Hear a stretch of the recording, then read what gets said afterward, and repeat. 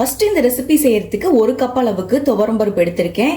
ஒரு 2 நிமிஷத்துக்கு இதை நல்லா ஃப்ரை பண்ணி ஒரு தட்டுல மாத்தி எடுத்து வச்சுக்கிறேன். அளவுக்கு வர மல்லி எடுத்துக்கிறேன். ஒரு 2 நிமிஷத்துக்கு இதை நல்லா ஃப்ரை பண்ணி மாத்தி எடுத்து வச்சுக்கிறேன். 1/2 கப் அளவுக்கு சீரகம் இதுல எடுத்திருக்கேன். 1/4 கப் அளவுக்கு மிளகு எடுத்திருக்கேன். இதுக்கு நல்லா ட்ரை ரோஸ்ட் பண்ணி எடுத்துக்குவோம். பிளேட்ல சேர்த்து எடுத்து வச்சுக்குவோம். ஒரு லெமன் சைஸ் புளி, இது கூடயே ஒரு 7ல இருந்து 8 வரமிளகாய், கருவேப்பிலையும் இதுல ஆட் பண்ணிக்கிறேன். இது 1 நிமிஷம் வரைக்கும் நல்லா வதக்கி அதே பிளேட்ல மாத்தி எடுத்து வச்சுக்குவோம். 2 பூண்டு எடுத்திருக்கேன். மிக்ஸில போட்டு அரைச்சு எடுத்துட்டு வந்துக்கிறேன். 1 நிமிஷத்துக்கு இதை நல்லா ஃப்ரை பண்ணி எடுத்துக்கலாம். இது தனியாவே இருக்கட்டும். எல்லா பொருட்களோடையும் ஆட் பண்ணிக்கிறேன். 1/2 ஸ்பூன் மஞ்சத்தூள் ஆட் பண்ணிக்கிறேன். பெருங்காயத்தூள் 1 ஸ்பூன் மிக்ஸி ஜார்ல போட்டு அரைச்சு எடுத்துட்டு வந்துக்குவோம். ஏற்கனவே ஃப்ரை பண்ணி வச்சிருந்த பூண்டை இதுல சேர்த்துக்கிறேன். அரைச்சு எடுத்துட்டு வந்துக்குவோம். இந்த ரசப்பொடி எல்லாத்தையும் நல்லா ஆற வச்சு எடுத்திருக்கேன். ஒரு ஏர்டைட் கண்டெய்னர்ல போட்டு ஸ்டோர் பண்ணி வச்சுக்கிறேன். ரசம் தேவைப்பட போது 2 ஸ்பூன் அளவுக்கு ரசப்பொடியை சேர்த்து 1/2 கிளாஸ் அளவுக்கு சுடு தண்ணியை ஆட் பண்ணி தாளிப்பு சேர்த்தீங்கன்னா சூப்பரான ரசம் ரெடி ஆயிரும்.